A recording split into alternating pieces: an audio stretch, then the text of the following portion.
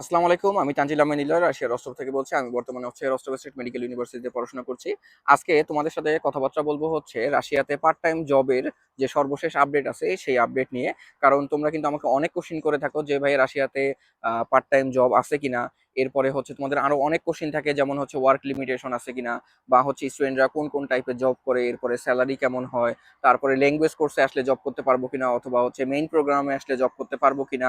এরপরেও দেখা যায় যে আরো অনেক টাইপের কোশ্চিন থাকে। সো আজকে আমি চেষ্টা করবো আজকের ভিডিওতে তোমাদের যে বেসিক যে কোশ্চিন গুলো থাকে প্লাস এক্সট্রা যে ইনফরমেশন গুলো আছে সবগুলোই দেওয়ার, যেন তোমরা জানতে পারো যে পার্ট টাইম জব সম্পর্কে রাশিয়ার মধ্যে আসলে বর্তমান পরিস্থিতি কি। এবং তোমরা যারা 2026 সালে রাশিয়াতে আসবা তারা আশা করি যে টোটাল ইনফরমেশনটা পেয়ে যাবে এই ভিডিওটা দেখলে, যে কি কি বিষয় তোমার জানতে হবে বা বর্তমানের অবস্থা কি, সবকিছুই চেষ্টা করবো আজকের ভিডিওতে আলোচনা করার। তো এখন যদি বলি যে রাশিয়াতে জব আছে কিনা, যেমন তোমাদের সবচেয়ে বেশি কোশ্চেনটা থাকে যে ভাই রাশিয়াতে কি জব আছে কিনা। রাশিয়াতে অবশ্যই জব আছে, বাট তোমার কিছু বিষয় জানতে হবে। যেমন রাশিয়াতে জব কিন্তু ডিপেন্ড করে অনেকটা রাশিয়ান ভাষার উপর।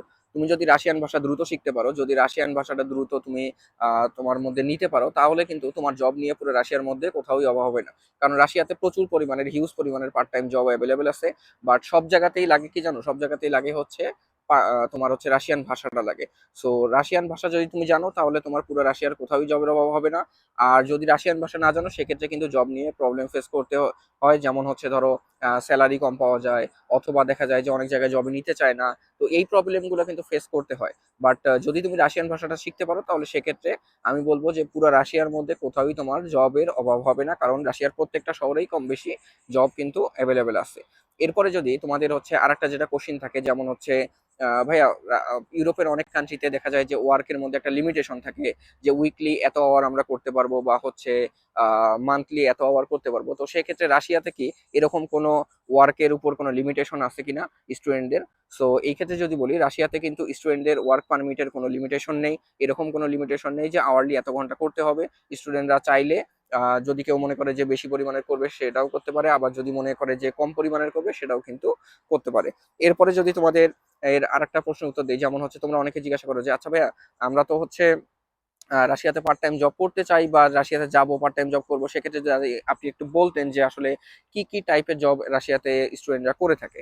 তো আমি যদি তোমাদেরকে বলি যে স্টুডেন্টরা সাধারণত রাশিয়াতে আসার পরে কি কি টাইপের জব করে, দেখো সবচেয়ে বেশি স্টুডেন্টরা জব করে রেস্টুরেন্ট টাইপের জব।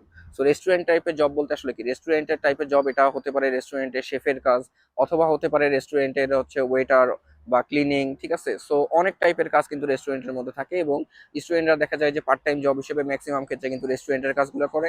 এরপরে যদি বলি, এরপরে দেখা যায় যে বিভিন্ন টাইপের ডেলিভারির কাজগুলো করে। এখন ডেলিভারি বলতে কিন্তু আমরা অনেকে বুঝি যেমন ফুড ডেলিভারি, বাট শুধুমাত্র ফুড ডেলিভারি না। রাশিয়াতে দেখা যায় যে ফুড ডেলিভারি, বিভিন্ন গ্রোসারি স্টোরের বিভিন্ন জিনিসপাতির ডেলিভারি, এরপরে বিভিন্ন প্রোডাক্ট ডেলিভারি। সো বিভিন্ন টাইপের কিন্তু ডেলিভারির কাজ থাকে যেগুলো কিন্তু স্টুডেন্টরা করে।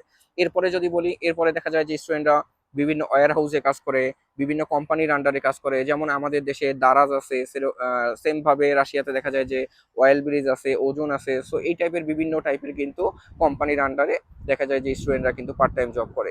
আবার দেখা যায় যে অনেক স্টুডেন্ট আছে যারা বিভিন্ন ছোটখাটো যে গ্রোসারি স্টোর গুলো আছে সেখানেও জব করে। সো এক কথায় বলতে গেলে স্টুডেন্টরা এখানে বিভিন্ন টাইপের কিন্তু জব করে। আর একটা বিষয় কি, দেখো আমাদের দেশে কিন্তু জব করার ক্ষেত্রে আমরা কিন্তু কি মনে করি, আসলে ছোট কাজ বড় কাজ এরকম কিন্তু আমরা একটা ডিফারেন্স নিয়ে আসি আমাদের দেশগুলোতে। বাট ইউরোপের কান্ট্রিগুলোতে কিন্তু ছোট কাজ বড় কাজ বলতে এরকম কোনো কিছু নেই।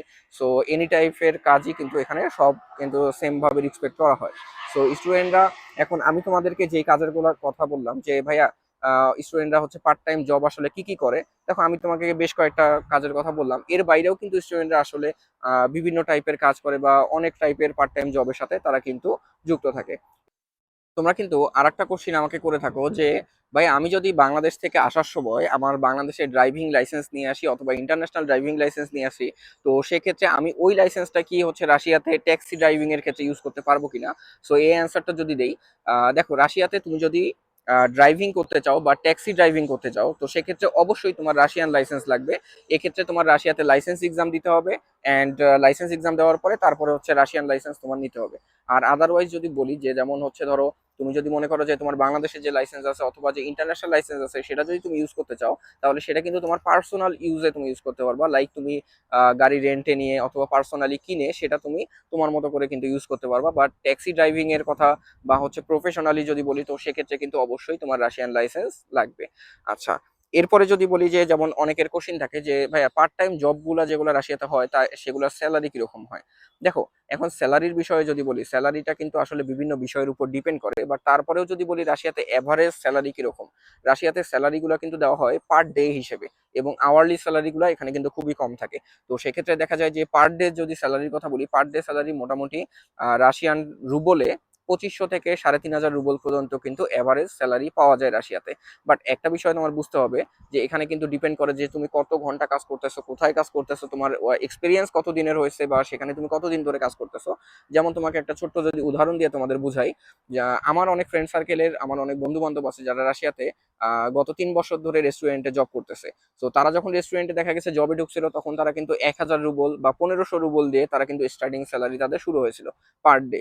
বাট এখন তারা যদি বলি, এখন তারা বর্তমানে কিন্তু প্রায় 4500 রুবল পার ডে স্যালারি পায়। সো এই ক্ষেত্রে বুঝতে হবে যে স্যালারির যে বিষয়টা এটা কিন্তু তোমার ওয়ার্ক এক্সপিরিয়েন্স বা আওয়ারলি ডিপেন্ড করে। আবার যেমন আরেকটা উদাহরণ যদি দেই, যেমন ফুড ডেলিভারির যে কাজগুলো হয়ে থাকে বা বিভিন্ন টাইপের ডেলিভারির যে কাজগুলো হয়ে থাকে, এটা যদি তুমি হচ্ছে 4 ঘন্টা বা 6 ঘন্টা ডেলিভারি দাও তাহলে এক রকমের ইনকাম আসে। আবার যদি তুমি 10 ঘন্টা 12 ঘন্টা ডেলিভারি দাও তাহলে কিন্তু আরেক রকমের ইনকাম আসে। সো এভারেজ যে স্যালারিটা, এভারেজ স্যালারি বলতে পারো রাশিয়াতে পার্ট টাইম জব করলে মোটামুটি 2500 বা 3500 রুবল এর মধ্যেই কিন্তু আসে। সো যাদের তোমাদের কোশ্চিন ছিল যে স্যালারিটা কিরকম পাওয়া যায়, সেটার অ্যান্সার দেওয়ার চেষ্টা করলাম। এন্ড এরপরে যদি বলি, অনেকে জিজ্ঞাসা করে ভাইয়া রাশিয়াতে পার্ট টাইম জব করার ক্ষেত্রে ওয়ার্ক এক্সপিরিয়েন্স লাগে কিনা। সো ওয়ার্ক এক্সপিরিয়েন্সের যদি বিষয়টা বলি, দেখো রাশিয়াতে আসলে পার্ট টাইম জব করার ক্ষেত্রে ওয়ার্ক এক্সপিরিয়েন্সের প্রয়োজন হয় না। কারণ দেখা যায় যে তুমি যদি কোনো একটা রেস্টুরেন্টে ঢুকলে দেখা যায় মোটামুটি তারা 3 দিন থেকে 7 দিন তারা কিন্তু আগে ট্রেনিং দিয়ে নেয়। বা যদি কোনো কোম্পানি বা ওয়্যার হাউসেও ঢুকো, সেখানেও কিন্তু তারা দেখা যায় যে তোমার আগে ট্রেনিংটা দেয়। সো তারা আগে কাজ শিখায় দেয়, এরপরেই কিন্তু তুমি হচ্ছে পার্ট টাইম জবের যে বিষয়টা সেটা কিন্তু তুমি কন্টিনিউ করবা। দেন এরপরে যদি বলি যে অনেকে যেমন প্রশ্ন করো যে ল্যাঙ্গুয়েজ কোর্সের বিষয়ে, যে ল্যাঙ্গুয়েজ কোর্স বা হচ্ছে মেইন প্রোগ্রাম যে আছে, সো এই ক্ষেত্রে আমরা কোনটা ভাইয়া ভালো হবে, বা মেইন প্রোগ্রামে আসলে আমরা জব করতে পারবো কিনা, অথবা ল্যাঙ্গুয়েজ কোর্সে বা মেইন প্রোগ্রাম যেটাই বলো, যে আসলে কোনটা বেটার হবে বা কোনটাতে জবের কিরকম সুযোগ সুবিধা আছে। সো এই ক্ষেত্রে যদি আমি একটু বলি, যেমন 2025 সাল থেকে রাশিয়াতে কিন্তু একটা নিয়ম করছে যে তুমি যদি ল্যাঙ্গুয়েজ কোর্স বা প্রিপারেটরি কোর্সে আসো, সেক্ষেত্রে কিন্তু তুমি জব করতে পারবা না ল্যাঙ্গুয়েজ কোর্স বা প্রিপারেটরি কোর্সে থাকাকালীন। বাট তুমি মেইন প্রোগ্রামে আসলে তুমি কিন্তু জব করতে পারবা, সেক্ষেত্রে কোনো সমস্যা নেই। তো এই বিষয়টা বলার কারণ এটাই হচ্ছে যে রাশিয়ার যেহেতু এটা নিয়ম, সো নিয়মটা আমি কিন্তু তোমাদেরকে জানাই দিলাম। বাট তারপরেও দেখা যায় যে এখানে অনেক স্টুডেন্ট আসার পরে, মানে ম্যাক্সিমাম ক্ষেত্রেই দেখা যায় যে ল্যাঙ্গুয়েজ কোর্স বা প্রিপারেটরি কোর্স স্টুডেন্ট আসার পরে তারা কিন্তু ঠিকই জব শুরু করে দেয় বা জব করে। সো এই বিষয়টা যেহেতু ইললিগাল, সো আমার জানাই দেওয়ার তোমাদেরকে প্রয়োজন, তাই আর কি জানাই দিলাম। আর মেইন প্রোগ্রামে আসলে সেক্ষেত্রে কোনো সমস্যা নেই, মেইন প্রোগ্রামে আসলে ডিরেক্টলি আর কি জবে ঢোকা সম্ভব হয়। এখন যদি বলি যে হচ্ছে তোমাদের অনেকের একটা কোশ্চিন থাকে যে ভাইয়া কোন কোন সিটিগুলো ভালো হবে, বা কোন কোন রাশিয়ার শহরগুলো ভালো হবে, এই বিষয়ে যদি বলি, দেখো রাশিয়ার মেইনলি প্রত্যেকটা শহরেই কম বেশি জব আছে। তারপরেও যেগুলা রাশিয়ার মধ্যে বড় সিটি বা যেগুলো হচ্ছে বড় শহর, এগুলাতে অবশ্যই কিন্তু ভালো পরিমাণে জব বা ভালো পরিমাণে সুযোগ সুবিধা থাকে। তো সেক্ষেত্রে যদি বলি, সেক্ষেত্রে কিন্তু ডেফিনেটলি দেখা যাবে যে ফার্স্টেই আমি মস্কোর কথাই বলবো। যেমন তুমি যদি রাশিয়া আসার চিন্তা ভাবনা করো, সেক্ষেত্রে তুমি মস্কো চুজ করতে পারো।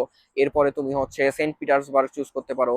তারপরে তুমি কাজান চুজ করতে পারো, তুমি রস্টোবন্ডন চুজ করতে পারো, তুমি সামারা চুজ করতে পারো, নিজনি নবগরদ চুজ করতে পারো। এরপরে ইকেতিনবার্গ আছে, এটাও তুমি চুজ করতে পারো। তা আমি যে শহরের নামগুলো বললাম, এগুলো কিন্তু রাশিয়ার মধ্যে অনেক বড় বড় শহর। এই শহরগুলো বড় বড় হওয়াতে এখানে দেখা গেছে যে স্টুডেন্টদের যে ডেইলি লাইফের যে সুযোগ সুবিধা বলো বা হচ্ছে জব অপরচুনিটির কথা বলো, এগুলো কিন্তু মোটামুটি ভালোই থাকে। সো যারা চিন্তা করো যে ভাই রাশিয়াতে আসবো, এখন কোন শহরটা আসলে ভালো হয় বা কোন শহরে যাব, সো সেক্ষেত্রে কিন্তু তোমরা চাইলে আমি যে শহরগুলোর কথা বললাম এগুলা তোমরা তোমাদের চুজ লিস্টে আর কি চুজ করতে পারো ওইভাবে। সো আজকে এই ছিল, চেষ্টা করলাম তোমাদের যাদের বিভিন্ন কোশ্চিন থাকে, যেমন হচ্ছে রাশিয়াতে জব আছে কিনা, স্যালারি কেমন, তারপরে ভাইয়া কোন শহরগুলো ভালো হবে, এরপরে দেখা গেছে যে আরো বিভিন্ন টাইপের কোশ্চিন থাকে। তো আজকে চেষ্টা করলাম তোমাদের প্রত্যেকটা কোশ্চিনের অ্যান্সারই দিয়ে দেওয়ার মোটামুটি।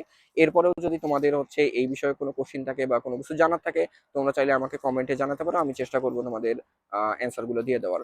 সো আশা করি ভিডিওটা তোমাদের জন্য হেল্পফুল হয়েছে, এন্ড ভিডিওটা দেখার জন্য ধন্যবাদ।